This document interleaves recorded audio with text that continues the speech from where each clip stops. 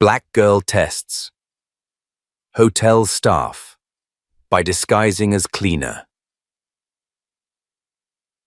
Minutes later, the truth explodes. The morning sun poured through the glass facade of the Regency Heights Hotel, gilding every marble tile and chandelier in a warm, deceptive glow. Beneath the surface elegance, however, the machine of the hotel moved with polished apathy. Valets nodded robotically, concierges offered clipped smiles, and housekeeping carts squeaked down back hallways unnoticed. Sierra Daniels stood just inside the service entrance, adjusting the waistband of her oversized navy blue uniform. Her fingers were steady as she smoothed the plastic ID badge clipped to her chest. The name read Elise, not Sierra. Her hair was tied in a low bun under a faded cleaning cap, and her sharp eyes were hidden behind smudged lenses of dollar store glasses. She carried no purse, no watch, and no hint of the multimillionaire executive she really was. She glanced once at her reflection in the utility closet's dusty mirror. Convincing. Her phone buzzed inside her sock, where she'd stashed it for discretion. A single message from Jamal read, "Clock starts now. Be safe."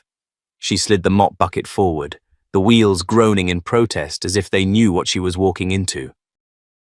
The scent of industrial cleaner clung to the air as she moved into the hotel's public corridor, instantly greeted by dismissive glances from passing staff.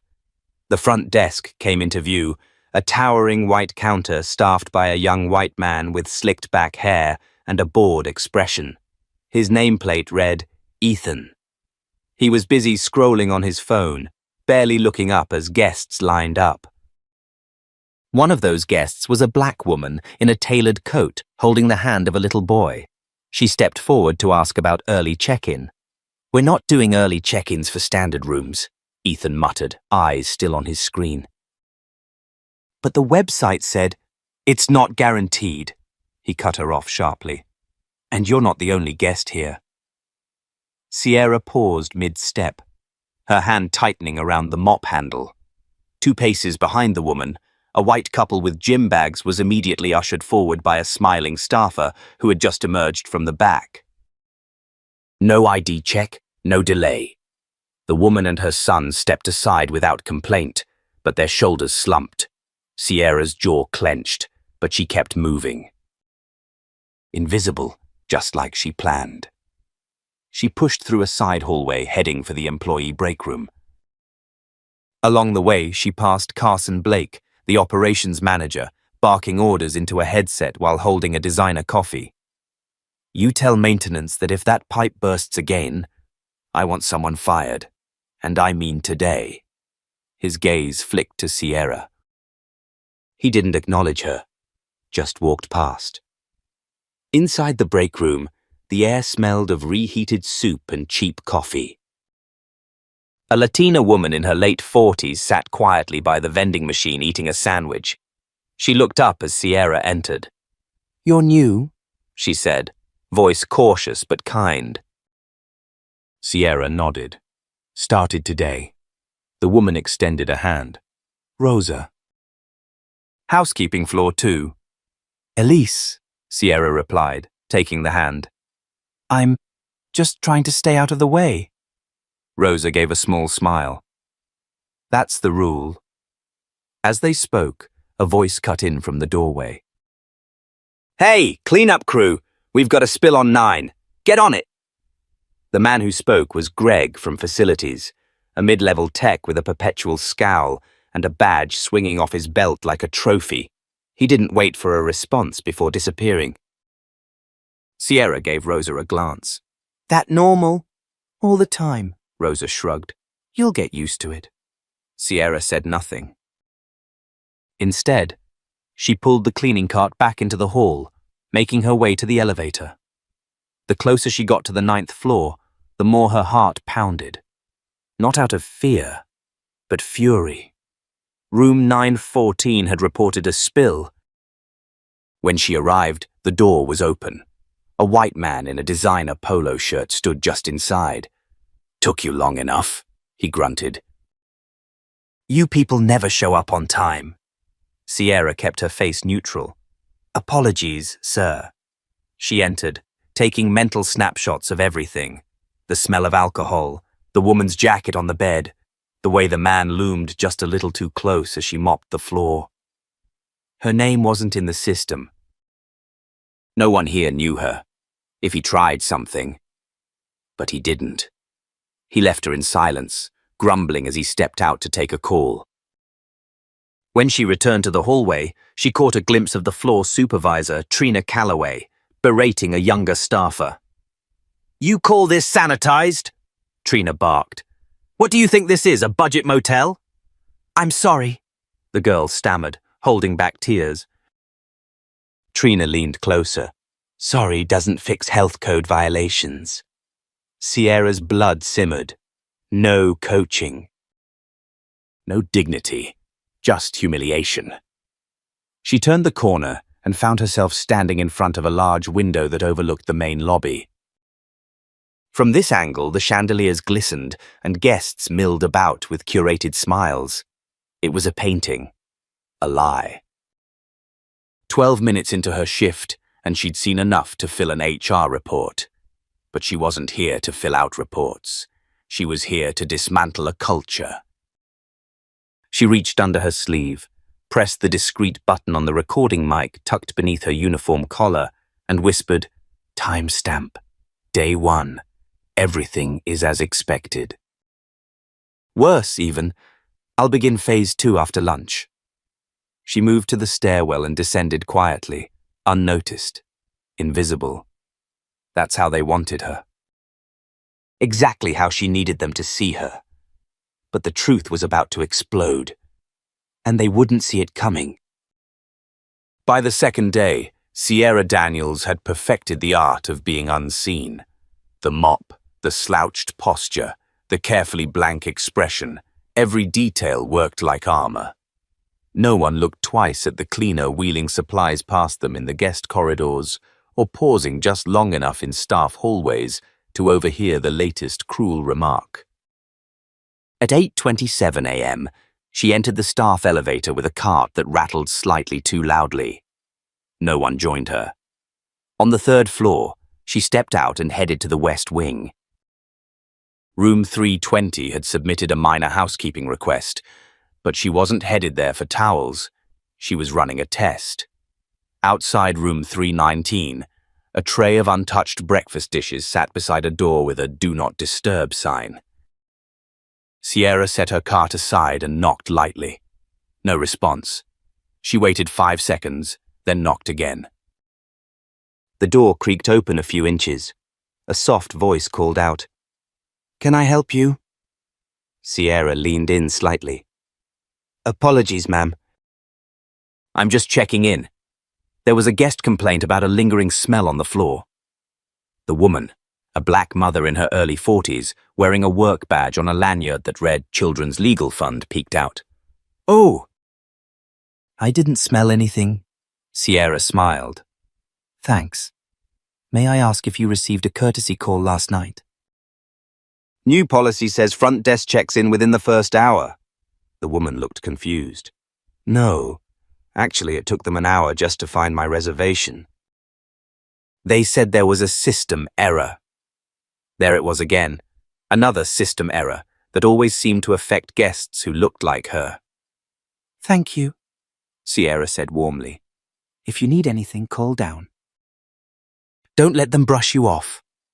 She was already moving down the hall before the woman could ask anything more. In room 325, she encountered Rosa, who was pulling a fresh sheet over a king-size bed. Sierra stepped inside, closing the door behind her.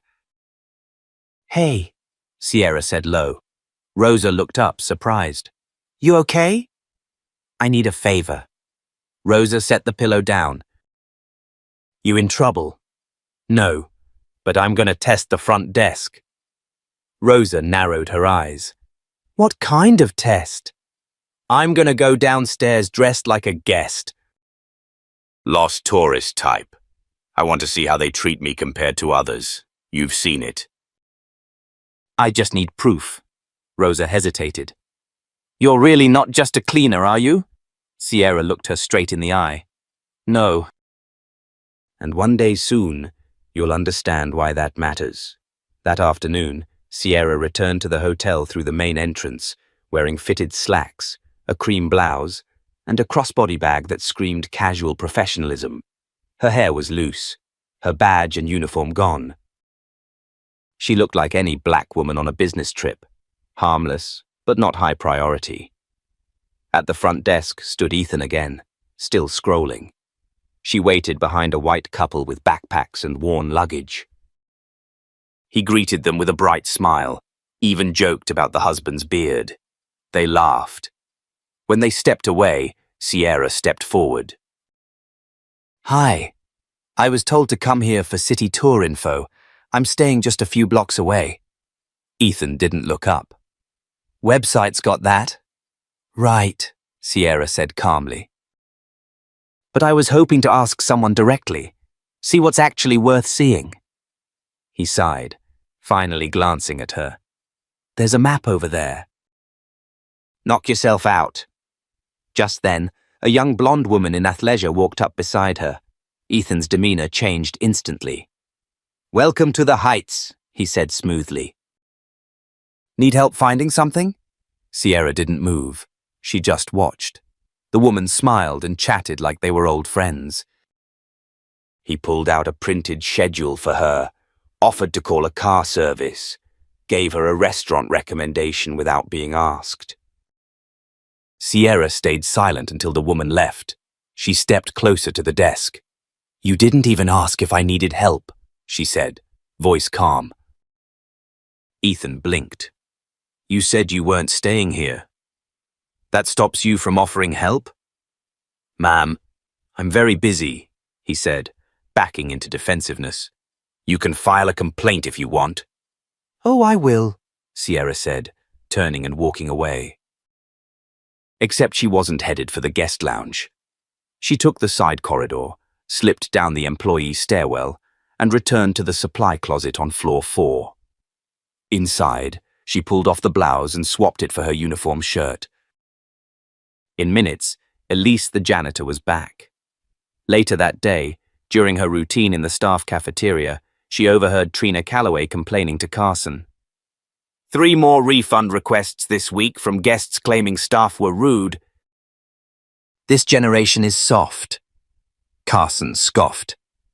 They play the race card anytime they don't get sparkling water.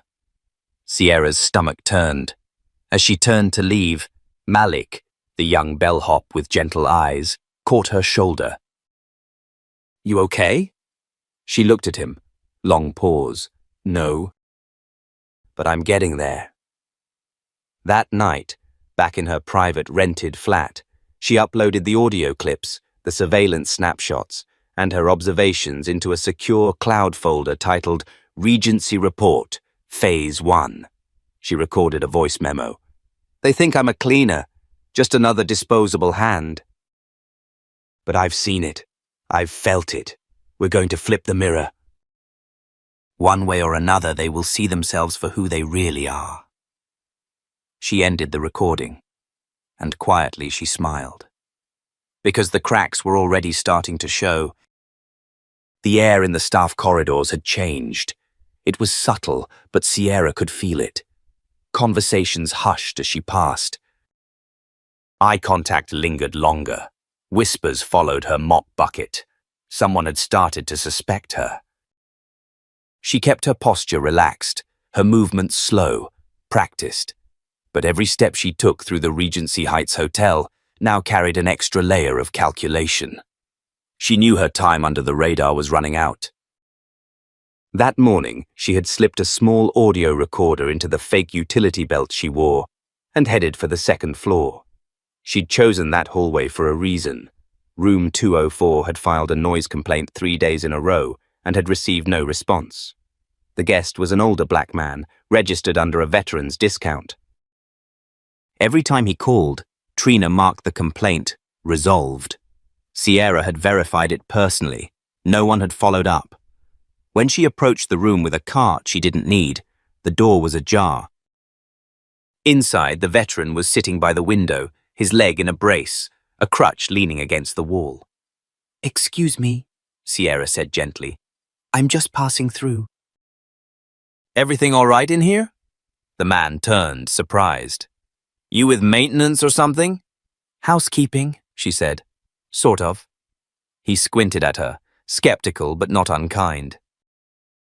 "You don't look like the others." She smiled slightly. "That's the point." He gave a dry chuckle. "Well, maybe you can tell your people that the pipe in this bathroom still sounds like it's coughing up gravel." "I reported it 3 times. All I got was a call saying it was taken care of." Sierra stepped inside, eyes scanning. The floor was dry, but the pipe gurgled every 30 seconds like a dying throat. She nodded. "I'll get that looked at. Promise." As she stepped back into the hallway, she tapped her earpiece. "Note, room 204. Complaint unresolved. Guest misled. Pattern of neglect confirmed." She didn't realize someone was watching her.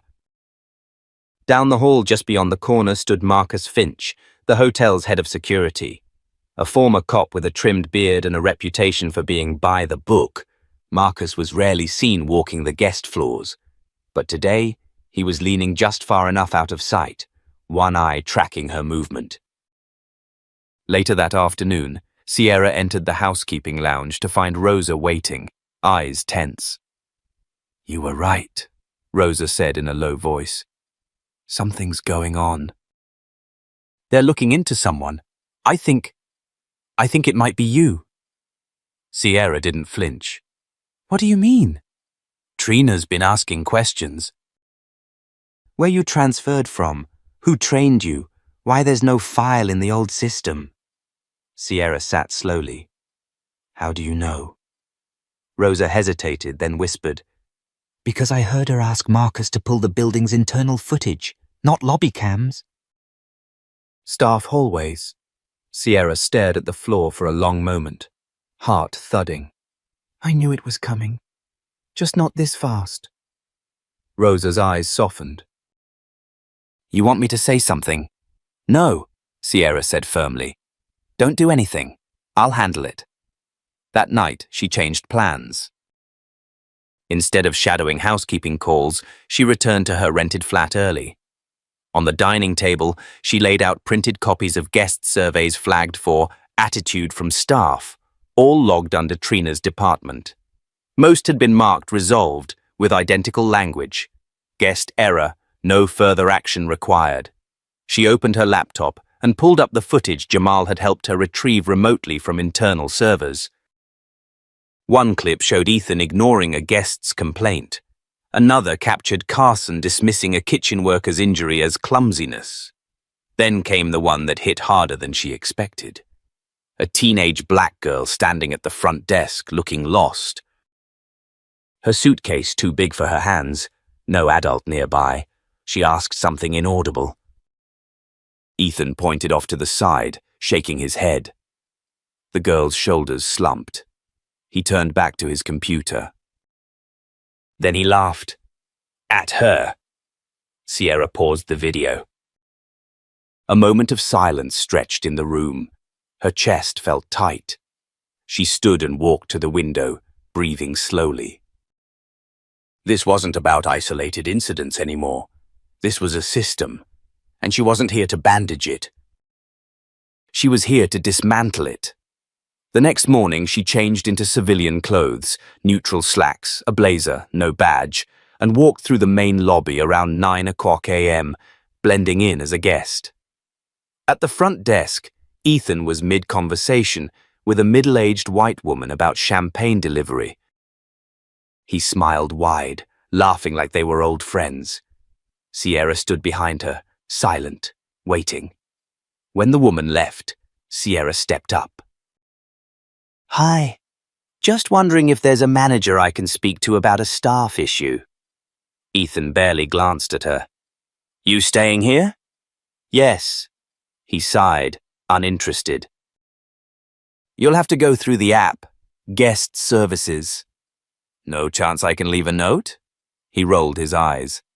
I mean, you can, but it probably won't get anywhere. Thank you, she said flatly, and walked away. In the corner of her glasses, a tiny lens hidden behind the frame blinked twice. Footage saved. She turned the corner and disappeared down the staff hallway, just as Marcus stepped into the lobby from the elevator, scanning the crowd. She was gone. That night, Sierra called Jamal. I think Marcus is getting close. I need phase 2 ready by Friday. You sure? Jamal asked. No, she replied, but they're about to find out what it feels like to be watched. She hung up. And finally, allowed herself to feel it. The anger, the exhaustion, but also the purpose. She wasn't just testing them anymore. She was preparing to expose them all. The day began like any other on the surface. Warm croissants in the lobby, violin music playing from the speakers, white roses arranged perfectly by the entrance. But underneath the performance, Sierra Daniels felt the hotel breathing differently. A little faster, a little louder. She was scheduled to clean the East Wing rooms that morning, but she redirected herself to the front lobby. There was a hunch she couldn't ignore, and she was right. At 9:46 a.m., she watched from the shadow of a marble column as a teenage black girl stepped tentatively into the grand lobby, her sneakers squeaking softly against the tile. She was alone. A wheeled suitcase twice her size lagged behind her, and a backpack hung off one shoulder. She walked up to the front desk. Ethan was there, tapping on his keyboard. He didn't look up. Hi, the girl said, voice shaky. My mom's parking the car. She said I should ask for the room key. Ethan glanced at her, then down again. You can't check in without an ID. She said she already did it online. He shrugged. Then wait until she comes back. The girl hesitated. She's just in the garage. I'm not running back and forth because you're impatient. Please step aside. Sierra felt her blood run hot. The girl's shoulders sagged. Her eyes darted around the lobby. Other guests watched. One woman wrinkled her nose. A man rolled his eyes. Sierra moved. She stepped out of the shadow and walked directly to the girl, crouching to her level. Hey. You okay? The girl blinked fast. I'm fine. You don't look fine. The girl hesitated. He said I couldn't stand here. Sierra looked up at Ethan. He noticed her and instantly straightened. This isn't your business, he said. She's not even a guest. Sierra stood. Then why are you humiliating her in the middle of the lobby? She was loitering. She was waiting for her mother. Look, Ethan said sharply. I don't know what you think this is, but staff need to stay in staff areas. At that moment, Trina Calloway appeared from the back office, heels clicking like accusations. Is there a problem? She asked coldly. Sierra turned to her, jaw tight. Yes, there's a problem when a teenage girl is being scolded for simply existing. Trina glanced at Ethan, then at the girl, and made a quick calculation. Let's not make a scene. You already did, Sierra said. Trina's eyes narrowed. You're a janitor. You are not authorized to interact with guests this way. Sierra turned to the girl, bent down again. What's your name? Imani, the girl whispered. Sierra nodded. Your mom's in the garage, right? Imani nodded. Go sit by that window, Sierra said gently. I'll wait with you. Imani hesitated, then slowly made her way to a cushioned bench near the glass, away from the eyes. Trina stepped closer.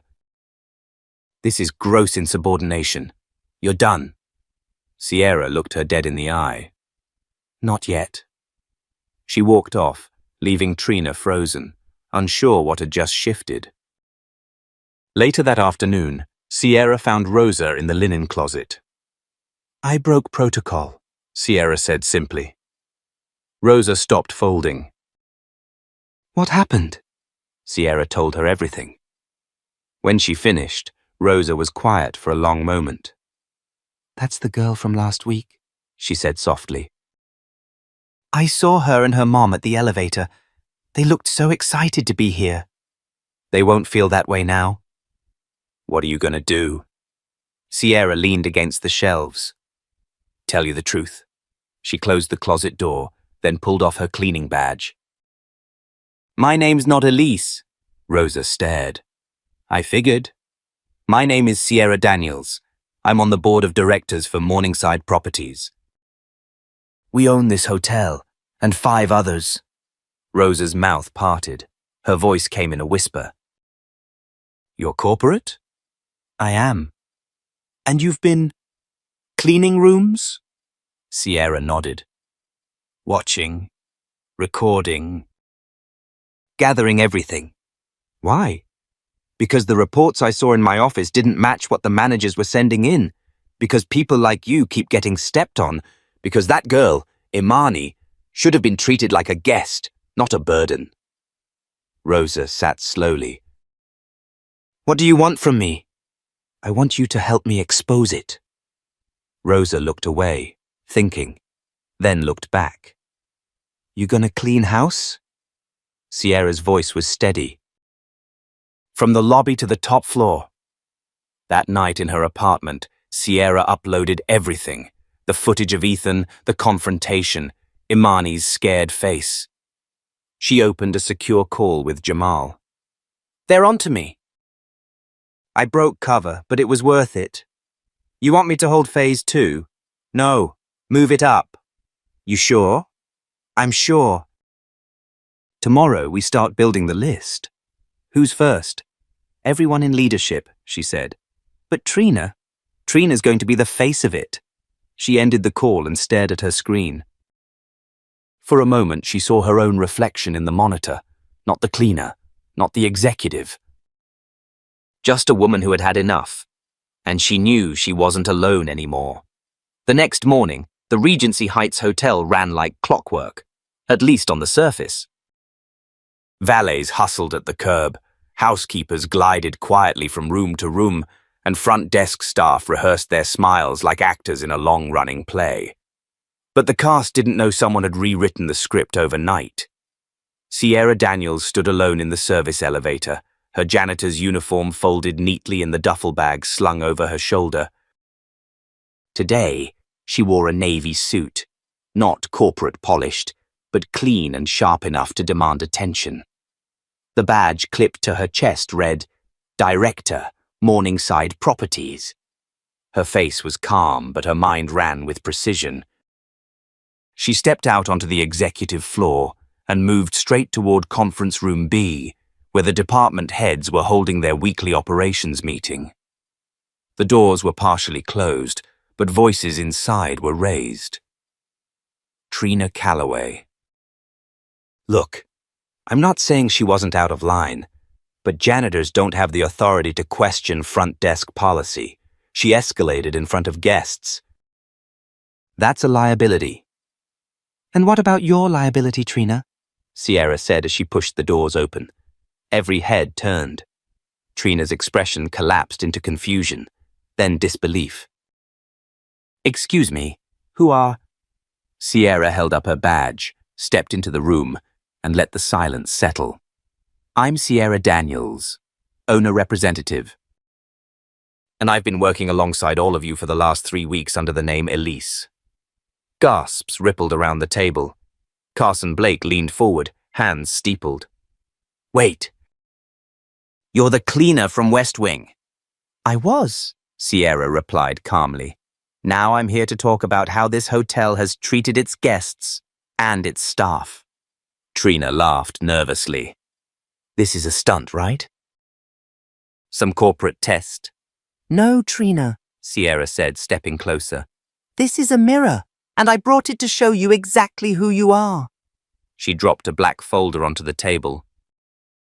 Inside were printed screenshots, guest complaints, surveillance stills, and a report labeled Internal Culture Assessment, Unredacted. Marcus, the head of security, sat stiff in the corner. "This kind of infiltration, ma'am, with all due respect, this could violate—" Sierra cut him off. "You mean violate the trust of the people being silenced?"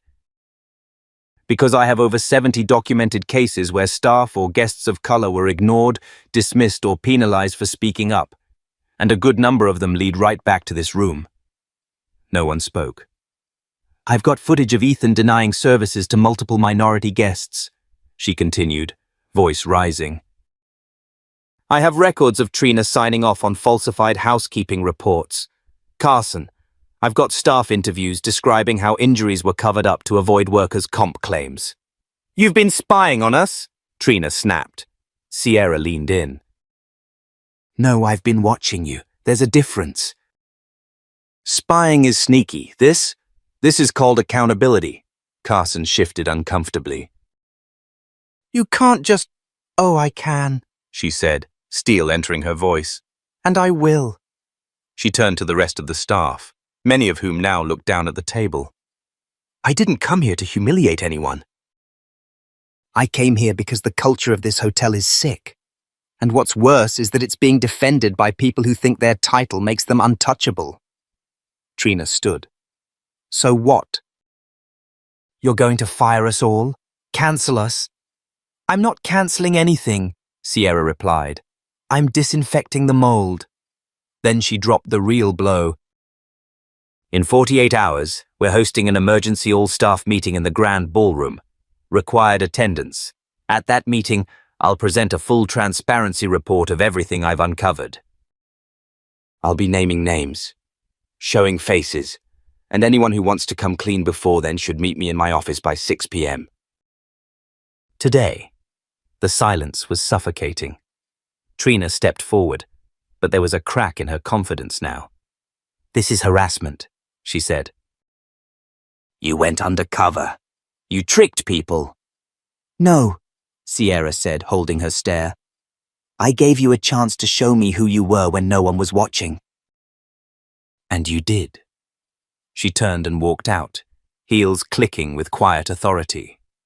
Back in her office, Sierra dropped into the chair, her phone buzzing with a message from Jamal. Everything in place. Phase 3. Ready. Press already asking questions. You sure about going public this soon? She typed back one word. Yes. An hour later, a soft knock sounded on her door.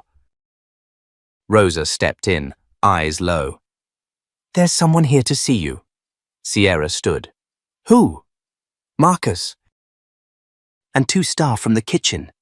They say they want to talk." Sierra nodded. "Bring them in."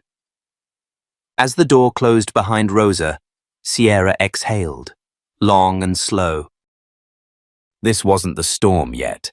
It was just the first gust of wind, and she had every intention of tearing the whole rotten structure down, one lie at a time.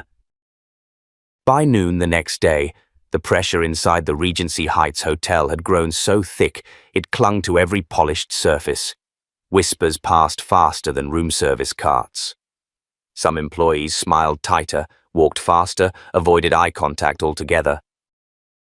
Others, especially those who had long felt invisible, held their heads just a little higher. In the executive conference room, Sierra sat across from 3 employees: Marcus Finch, head of security, Luis Delgado, a dishwasher from the kitchen, and Ayanna Brooks, a night shift concierge with tired eyes and a voice that rarely rose above a whisper. Marcus spoke first. "I owe you the truth." Sierra leaned forward, watching him carefully. "I suspected you weren't who you said you were a few days in," he admitted. "Not because of anything you did. Just instinct." "But I didn't say anything." "Why not?" she asked. "Because I figured if someone's going that far undercover, it's for a reason." Ayanna cleared her throat softly. "People don't listen when you file complaints, Mizzy." "Daniels, but they sure react when you threaten to quit." Luis nodded in agreement. "I've seen kitchen managers reuse expired food. When I spoke up, I lost 2 shifts a week." Sierra looked at each of them, And now? Marcus exhaled. We're ready to back you. But you've got enemies here, ones you haven't seen yet. Sierra raised an eyebrow. Names?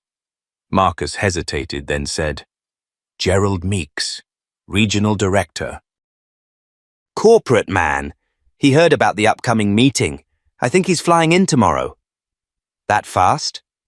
He's afraid of fallout, Ayana added. Word's getting around. Guests are asking questions.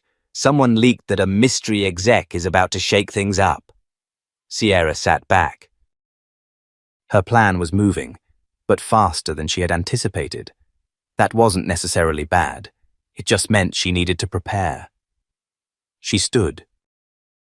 Thank you. I won't forget this. As they left the room, Rosa stepped in with a tablet in hand. Surveillance footage is prepped.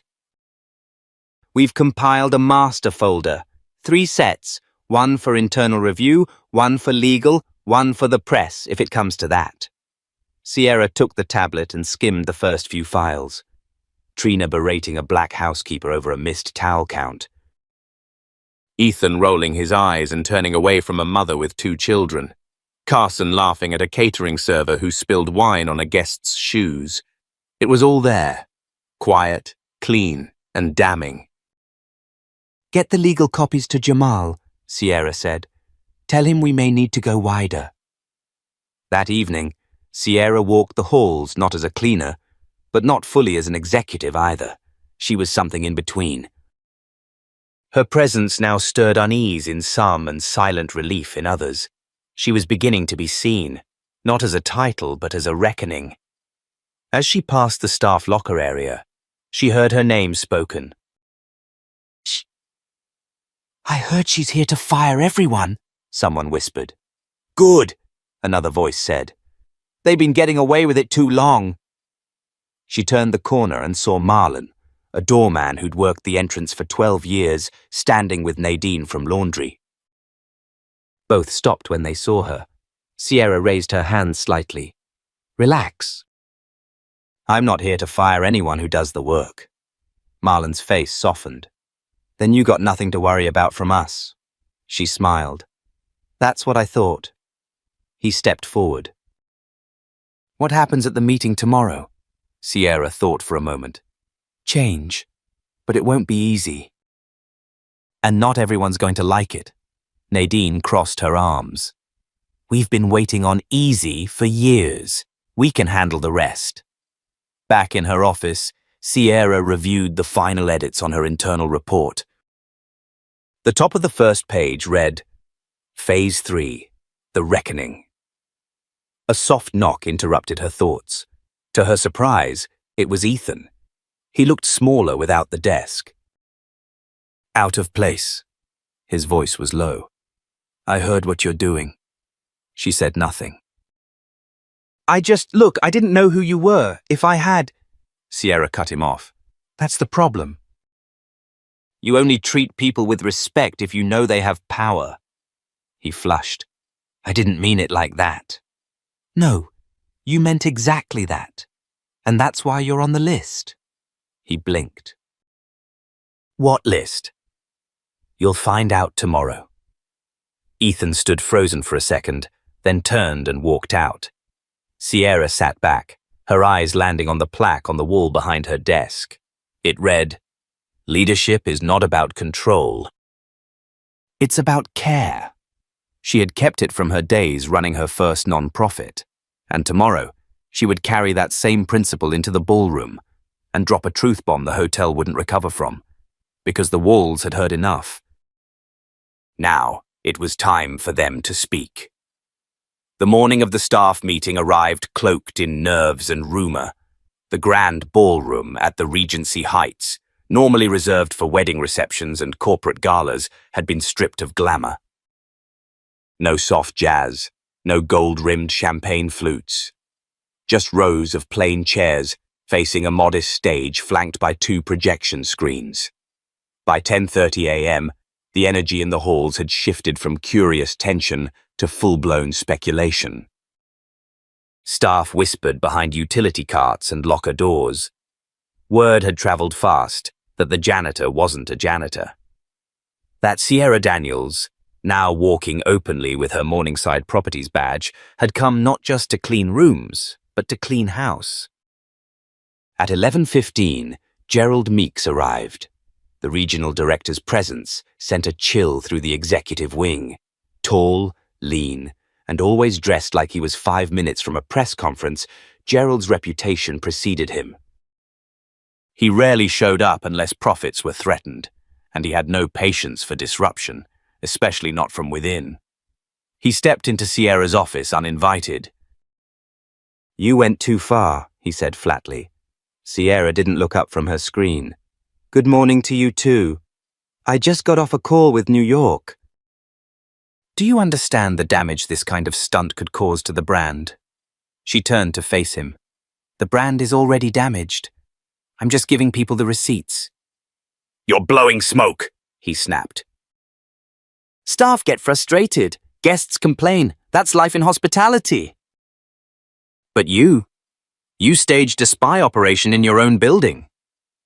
I didn't spy, she said evenly. I observed. I listened. Something you haven't done in years. He slammed a hand on her desk.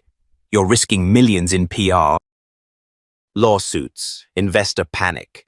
If you care about this hotel, you'll cancel the meeting. She stood slowly. If I cared about protecting abuse and silence, I wouldn't be here. But I care about justice, Gerald. So no, I'm not canceling anything. You'll regret this. No, she said, brushing past him. You will? At 11:45, staff began to file into the ballroom. Marlon from Valet took a seat beside Rosa, who nodded at him with quiet recognition. Luis slipped in through the side with 2 other kitchen workers. Ayanna sat near the front, notebook in hand. Even Marcus, who usually preferred the shadows, sat openly in the second row. Trina entered last, her blazer crisp, her face unreadable. She sat toward the back, near Carson and Ethan, who looked like they were bracing for a courtroom verdict. At exactly noon, the lights dimmed, and Sierra stepped onto the stage. No intro music. No spotlight, just her voice. Thank you for coming, she began. You've heard rumors, you've seen the shifts, and today, I'm confirming what many of you already know. I've been here, with you, not as an executive in a corner office, but as Elise, the cleaner. Murmurs echoed through the room. She paused, scanning the crowd. I did this not to deceive, but to understand, to see the truth in how this place runs. And what I found? She turned to the screen. Camilla, standing off stage, tapped her tablet. Footage rolled. Trina mocking a guest's request. Ethan turning away a family asking for assistance. Carson laughing at a housekeeper's injury report. Then, a still image of Imani, the teenage girl who had stood at the front desk, embarrassed, alone, her face frozen in a moment of shame. Gasps broke through the silence. Sierra stepped back to the mic. This isn't about a few bad moments. This is about a culture, one where arrogance outranked empathy, where race and status decided how you were treated, and that ends now. Trina stood suddenly. This is character assassination. You manipulated people, you can't just... I can, Sierra said, calm and firm, because what you called business as usual was a pattern of discrimination. And you were a leader in it. Carson rose too. We didn't know who you were. That's exactly why this matters, she said, because you shouldn't have to know someone's title to treat them with basic respect. She took a breath, then continued. Effective immediately, several management roles are under review. Others are terminated. And going forward, every promotion, every complaint, every policy will be reviewed by a new ethics committee, composed of frontline staff. The crowd stirred, stunned. Sierra gestured, and Rosa stood from her seat, along with Marcus, Luis, Ayana, and Marlon. "These are your new committee leads," Sierra announced. Not because they wore a suit, but because they showed integrity when no one was watching. There was a beat of silence. Then applause. Real. Raw. Growing by the second. Sierra looked toward the back. Gerald stood in the doorway, arms crossed, but saying nothing. This wasn't his fight anymore. It belonged to the people who had built the hotel from the ground up. As the room rose to its feet, Sierra leaned into the mic once more. This isn't the end. It's the beginning of a culture that serves people, not just guests. And to those who still believe respect must be earned by power, you might want to update your resume. She stepped down from the stage to a standing ovation. Behind her, the screens faded to black. But for the first time in a long time, the truth was front and center. And it wasn't going anywhere. 3 days had passed since the staff meeting that cracked open the foundation of the Regency Heights Hotel. The once tightly wound luxury machine now moved with a different rhythm. Not perfect, not seamless, but honest, and something far rarer in the hospitality industry, accountable. Sierra Daniels stood at the edge of the mezzanine, looking down at the lobby below. Guests checked in with less forced smiles. A teenage bellhop helped an elderly couple with their bags, nodding politely. Ayana stood confidently at the concierge desk, her voice steady as she gave directions to a museum downtown. What used to feel like a show now felt like service. Behind Sierra, the elevator dinged, and Camilla stepped out holding a stack of folders. Press is still buzzing. Newsweek wants an exclusive, so does The Root, and corporate just sent over the revised code of conduct for final review. Sierra nodded. "Send it to the committee. I want their input first." Camilla smiled. "They're still a little stunned, you know." "You gave them more power in 1 week than most had in a decade." "They earned it," Sierra said simply. Camilla stepped forward. "And what about you?" "What now?" Sierra turned back to the glass.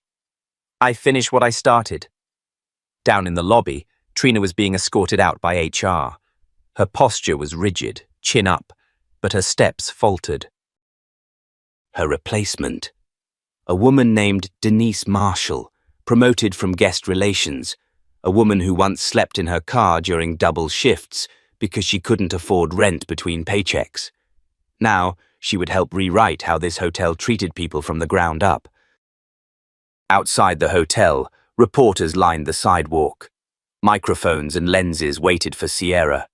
She took the elevator down, calm and composed, then stepped through the doors into the sunlight. The cameras surged. "Sierra, is this just a hotel issue or something bigger? Do you expect lawsuits? Was this retaliation or reform?" Sierra raised her hand gently, and the questions quieted. "I didn't come here to expose individuals," she said. "I came here to reveal a system, a way of thinking that says power equals respect. That says if you wear a name tag or a janitor's uniform, you're less than the guest in the penthouse. And I came here to say no more." Cameras flashed. Pens scribbled. She continued. "We uncovered racism. Classism. Disrespect that was written off as just the job. But the truth?